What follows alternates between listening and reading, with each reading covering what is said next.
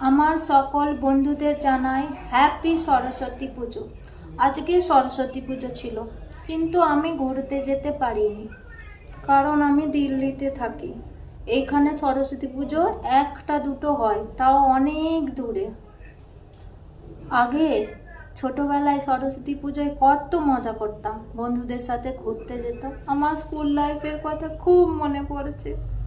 আমাকে কেউ ঘুরতে নিয়ে যাচ্ছে না সরস্বতী পুজোয়। বন্ধুরা, তোমরা কে কোথায় ঘুরতে যাচ্ছ সরস্বতী পুজোয়? প্লিজ আমাকে একটু জানাও।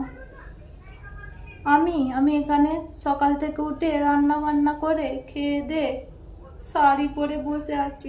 সেই ছোটবেলার কথা মনে পড়ছে। আগে স্কুলে কত মজা করতাম সরস্বতী পুজোতে, বন্ধুদের সাথে ঘুরতে যেতাম স্কুলে। আজকের দিনে অনেক মজা হতো। আর এখন লাইফটা পুরো তেনা তেনা হয়ে গেছে, শুধু রান্না করছি আর খাচ্ছি। সেই ছোটবেলার কথা খুব মনে পড়ছে। তোমরা সরস্বতী পুজোয় কে কে ঘুরতে গেছো প্লিজ আমাকে একটু জানাও। আমি ঘুরতে যেতে পারি না, আমার মন খারাপ হচ্ছে।